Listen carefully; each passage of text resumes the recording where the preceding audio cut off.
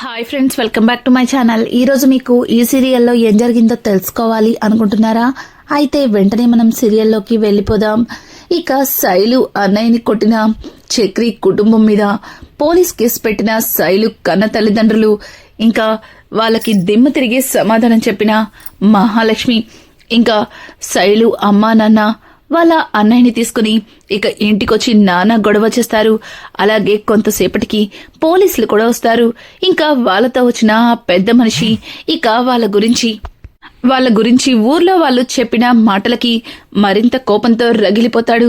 Sir, వీళ్ళని చూస్తుంటే వీధి రౌడీల కంటే ఘోరంగా ప్రవర్తిస్తున్నారు. ఇట్లాంటి వాళ్ళకి నోటితో సమాధానం చెప్పకూడదు. వీళ్ళని ఇప్పుడే అరెస్ట్ చేయండి అంటూ ఇక ఆ పెద్ద ఆయనైతే ఇన్స్పెక్టర్ కి చెబుతాడు. ఇంకా ఇన్స్పెక్టర్ అయితే, ఎవయ్యా మొత్తం ఫ్యామిలీ అంతా జీబెక్కండి అని అరవడంతో ఇక మహాలక్ష్మి అయితే కోపంగా ఇంట్లో నుంచి బయటికి వస్తుంది. సరే వాళ్ళతో పాటు ఇదిగో వీడిని కూడా ఎక్కించండి అంటూ ఇక మహాలక్ష్మి మాట్లాడుతుంటే అప్పుడు అక్కడే ఉన్న శైలు తల్లి, ఏయ్ ఏంటి నా కొడుకుని ఎందుకు జీబెక్కించాలి? అయినా తప్పు చేసింది వీళ్ళు, నా కొడుకుని కారణం లేకుండా ఇష్టం వచ్చినట్టు కొట్టింది వీళ్ళు అని అంటుంటే, ఏంటి నీ కొడుకు ఏ తప్పు చెయ్యలేదా? కారణం లేకుండా నీ కొడుకుని వీళ్ళు కొట్టారా? అసలు పిల్లల్ని ఎలా పెంచాలో నీకు తెలుసా? పిల్లల్ని ఇలా సంస్కారం లేకుండా పెంచితే ఇదిగో ఇలాగే వీధిని పోయే వాళ్ళందరితో తన్నులు తింటారు.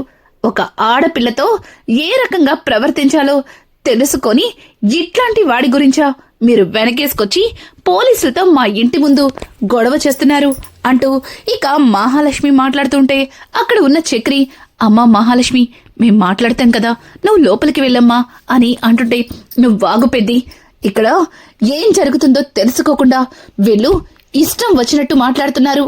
దానికి వీళ్ళకి దొరికిందే సందని చెప్పి ఇక మీ అత్త పెదనాన్న అయితే నోటికి వచ్చినట్టు వాగుతున్నారు అంటూ అక్కడ ఉన్న తాయారిని అలాగే వాళ్ళ పెదనాన్నని కూడా కోపంగా చూస్తుంది. ఇక తాయారైతే, ఇదిగో అమ్మాయి, ఈ కుటుంబం మీద మీ కొక్కదానికి ప్రేమున్నట్టు ఎదుటి వాళ్ళు ఈ కుటుంబం మీద దుమ్మెత్తి పోస్తున్నట్టు అలా మాట్లాడతావేంటి? ఉన్నదేగా మాట్లాడుతున్నాం. అయినా ఈ కుటుంబానికి నువ్వొచ్చి 4 నెలలయ్యింది. మేము చిన్నప్పటి నుంచి చూస్తున్నాం. వీళ్ళు ఎలాంటి వాళ్ళో, వీళ్ళు ఎదుటి వారితో ఎలా ప్రవర్తిస్తారో ఆ మాత్రం తెలీదా? ఏంటయ్యా అలా సినిమా చూస్తున్నారు? అసలు మీరేం మాట్లాడరా అని అంటుంటే ఇక ఊర్లో అందరూ కూడా, అవును, ఈ కుటుంబంలో వాళ్ళు ఒక్కరు కూడా మంచి వాళ్ళు లేరు. వీళ్ళందరూ పెద్ద రౌడీలు.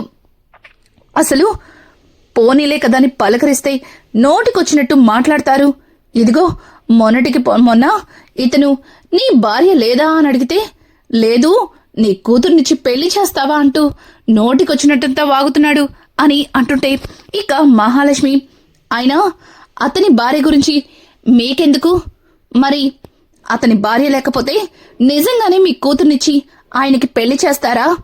అసలు మీ మాటలు తిన్నగలేవు. ఎదుటి వాళ్ళని వేలెత్తి చూపిస్తారు. చూడండి సార్, అసలు ఏం జరిగిందో తెలుసుకోకుండా మా వాళ్ళని అరెస్ట్ చేస్తే చూస్తూ ఎందుకు ఊరుకుంటాను? ఇదిగో ఇక్కడ నిలబడ్డాడే ఈ సురేష్, వీడేం చేశాడో మీకు తెలుసా అని అంటుంటే ఇక అక్కడే ఉన్న శైలు తండ్రి, చూడమ్మా, నువ్వు ప్రతిసారి నా కొడుకుని తప్పుడు మనిషిలా చూస్తూ ఆడపిల్లతో తప్పుగా ప్రవర్తించాడన్నట్టు అలా మాట్లాడుతున్నావేంటి అని అంటుంటే, అవును, తప్పుగానే ప్రవర్తించాడు. అసలు నీ కొడుకు ఏం చేశాడో మీకు తెలుసా అంటూ ఇక జరిగిందంతా కూడా మహాలక్ష్మి చెప్పడంతో ఒక్కసారిగా శైలు తండ్రి సురేష్ వైపు కోపంగా చూస్తాడు. ఇక ఎస్ఐ అయితే, ఏంటమ్మా ఏం మాట్లాడుతున్నావు అని అంటుంటే, అవును సార్, వీడు నా ఒంటి మీద ఉన్న చున్నీని లాగేశాడు. పైగా నాతో తప్పుడు మాటలు మాట్లాడాడు.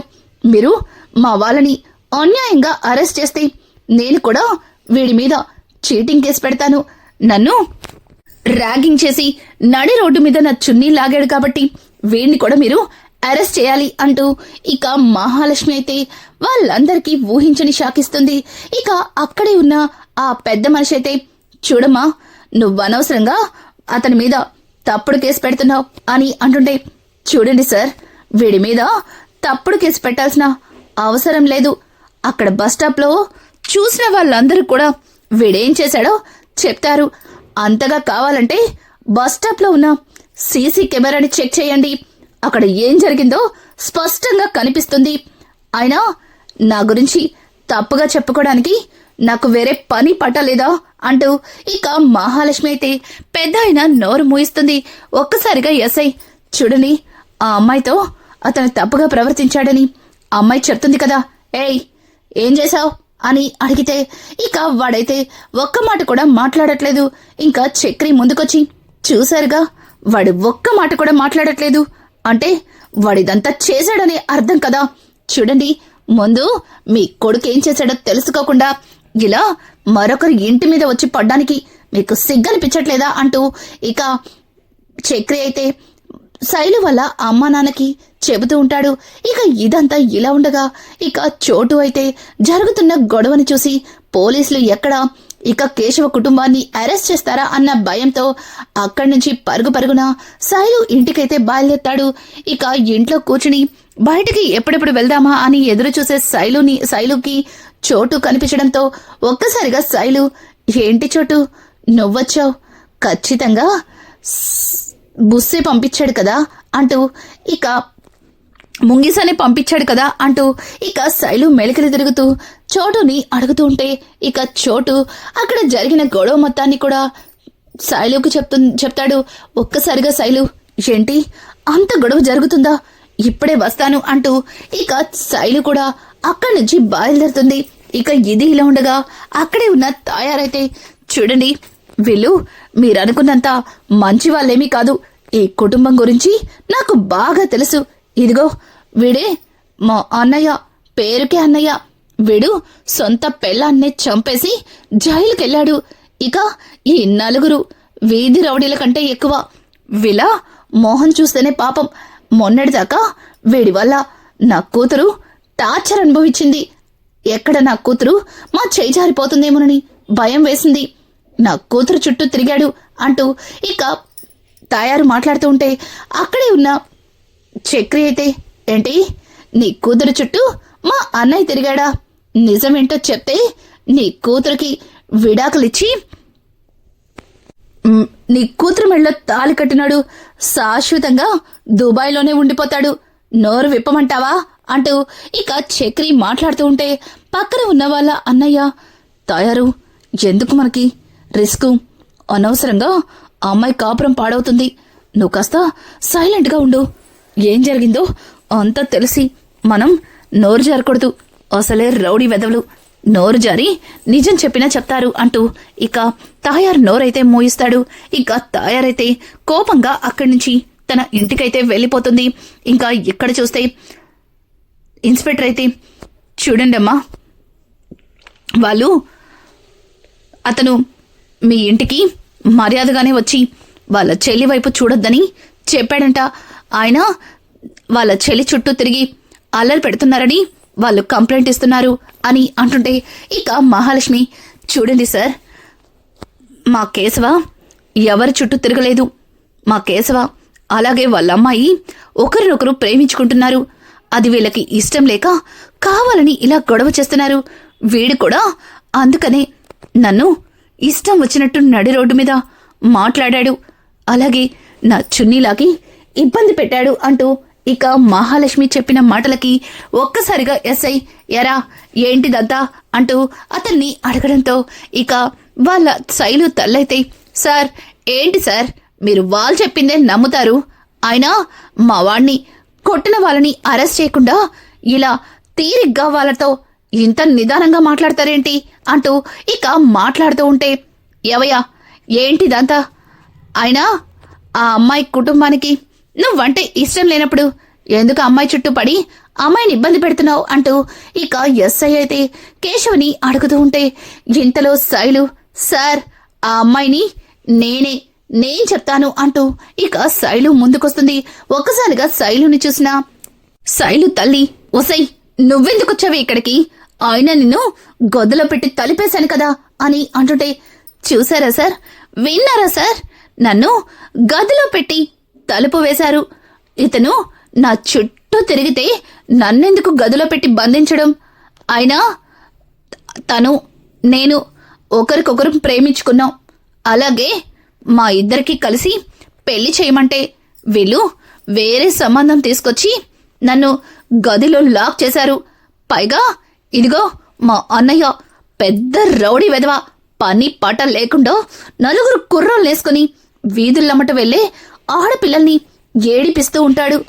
ఇట్లాంటి వాడు చెప్పే మాటలు నమ్మి మీరు ఇంత మంచి కుటుంబాన్ని అరెస్ట్ చేయడానికి వచ్చారా అంటూ ఇక శైలు అడిగిన మాటలకి ఒక్కసారిగా ఇక శైలు తల్లి, ఏం మాట్లాడుతున్నావే, మీ అన్నయ్యనే ఇలా తప్పుడు మాటలు మాట్లాడుతున్నావా అంటూ ఇక శైలు తల్లి శైలుని కొడుతుంటే, ఏవమ్మా అందరం ఇక్కడే ఉన్నాగా, అలా ఆమె మీద చేయి చేసుకుంటావేంటి, దూరంగిల్లు అని గట్టిగా అరవడంతో ఇక శైలు పక్కకైతే వస్తుంది. మహాలక్ష్మి, చూడండి సార్, నా కుటుంబం ఎలాంటిదో నాకు తెలుసు. అయినా ఈ కుటుంబం గురించి వీళ్ళందరూ ఇలా తప్పుగా మాట్లాడడానికి కారణం ఇదిగో వీళ్ళ మేనత్తే. ఆవిడే ఈ కుటుంబం గురించి తప్పుడు ప్రచారాలు చేసింది. వీళ్ళకి ఆస్తుల గొడవలున్నాయి. పైగా వాళ్ళ నాన్నగారిచ్చిన ఆస్తిలో దీనికి ఎక్కువ వాల్యూ ఉంటుందని దీనిలో వాళ్ళ భాగాల్ని వాళ్ళు తీసుకుంది కాక, ఇదిగో ఈ ప్రాపర్టీలో కూడా వాళ్ళకి భాగం కావాలని గొడవ చేస్తున్నారు. పైగా దాన్ని మనసులో పెట్టుకుని ఇదిగో ఇలా ఈ కుటుంబం గురించి నలుగురు దగ్గర 4 రకాలుగా చెప్పి దుమ్మెత్తి పోస్తున్నారు. అయినా ఇది వాళ్ళ ఫ్యామిలీ గొడవ. ఇలా ఆ గొడవ తెలియక వీధిలో వాళ్ళందరూ తప్పుడు మాటలు మాట్లాడుతున్నారు. నేను ఈ ఇంటికొచ్చి 4 నెలలైంది. ఇదిగో ఇతను నా భర్త చక్రి. నాకు ఈగ కూడా వాలకుండా జాగ్రత్తగా చూసుకుంటాడు. ఇక ఈయన పెద్ది, మా ఇంటికి పెద్ద అయిన తర్వాత ఆయనే నన్ను తోడబుట్టిన చెల్లెలి కంటే ఎక్కువగా చూసుకుంటాడు. ఇక కేశవ, ఇతను వదిన కళ్ళల్లో కూడా చూసి మాట్లాడలేడు. అంత మంచివాడు. ఇక చిన్నవాడు, కన్న కొడుకు లాంటివాడు. ఇట్లాంటి వాళ్ళు ఇలా ఎందుకు తప్పు చేశారని ఒక్కసారి ఆలోచించండి. నేను కూడా మరొకరి ఇంటి నుంచే వచ్చాను. ఈ ఇంటికొచ్చి 4 నెలలైంది. నా కన్నవారు కూడా పెద్ద బిజినెస్ పర్సన్. మా నాన్నగారు యాదాద్రిలో the great businessman Pratap, Suryapratap వాళ్ళ అమ్మాయి నేను. ఇతనితో పెళ్లి చేసుకుని ఈ ఇంటికొచ్చి 4 నెలలైంది. నేను సంతోషంగానే ఉన్నాను. 4 నెలల నుంచి చూస్తున్నాను. వీళ్ళు మాట్లాడిన మాటల్లో ఒక్కటి కూడా నాకు ఏదీ వీళ్ళలో తేడా కనిపించలేదు. ఇంత మంచి కుటుంబానికి వీళ్ళు ఎందుకు ఇలా మాట్లాడుతున్నారో నాకైతే అర్థం కావట్లేదు. కానీ ఎవరు ఏమన్నా సరే నా కుటుంబం మీద ఈగ వాళ్ళ ఊరుకోను. చూడండి, ఒక భర్తగా తన భార్యని తప్పుగా మాట్లాడి అసభ్యంగా ప్రవర్తిస్తే ఏ మగాడైనా చేతులు కట్టుకుని నిలబడ్డు. అలాగే వీడు చేసిన పనికి నేను కూడా వీడి మీద కేసు పెడతాను. మా వాళ్ళతో పాటు వీడిని కూడా స్టేషన్కి తీసుకెళ్ళండి. మా వాళ్ళని ఎలా బయటకు తెచ్చుకోవాలో నాకు తెలుసు. కానీ ఒక ఆడపిల్లతో తప్పుగా మాట్లాడి అసభ్యకరంగా ప్రవర్తించే ఇట్లాంటి వాడికి జీవితాంతం శిక్ష పడేలా చేస్తాను అంటూ ఇక మహాలక్ష్మి మాట్లాడుతూ ఉంటే ఆ మాటలకి ఇక పక్కన ఉన్న శైలు, అవును, ఈ కుటుంబం ఎట్లాంటిదో నాకు కూడా తెలుసు. నాకు నాకు కేశవ అంటే ప్రాణం. కేశవ కోసం ఏదైనా చేస్తాను.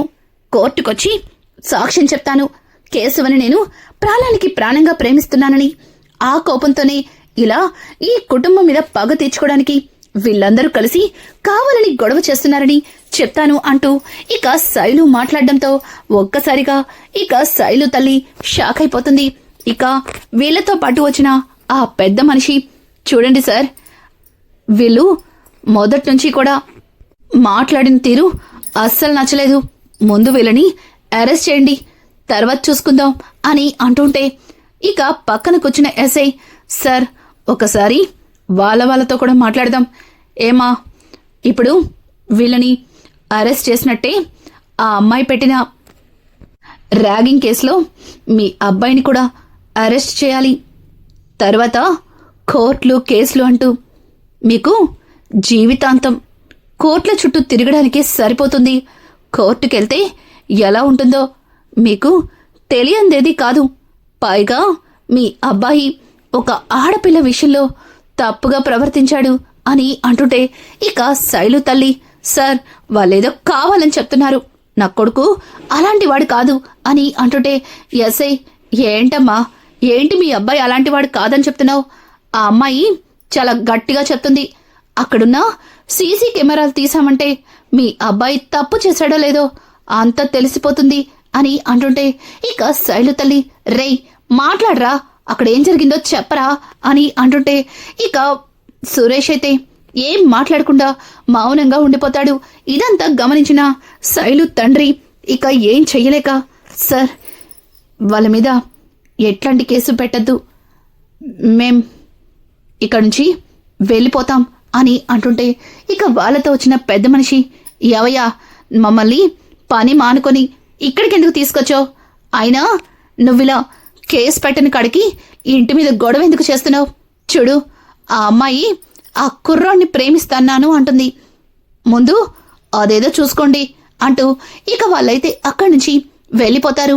ఇక మహాలక్ష్మి అయితే, చూడండి పిల్లల్ని ఎలా పెంచాలో ముందు అది నేర్పించండి, ఒక ఆడపిల్లతో ఎలా మెలగాలో అది అతనికి అర్థమయ్యేలా చెప్పండి.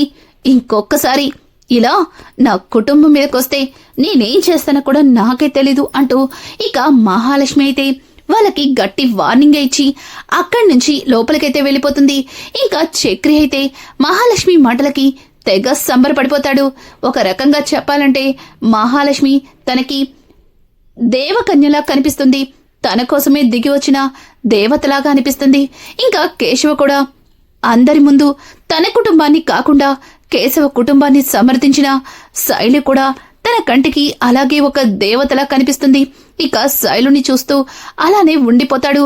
ఇక శైలు తల్లి, ఏంటే చూస్తున్నావు, పద పద అంటూ ఇక అక్కడి నుంచి ఇంకా శైలుని బలవంతంగా ఈడ్చుకెళ్తుంది.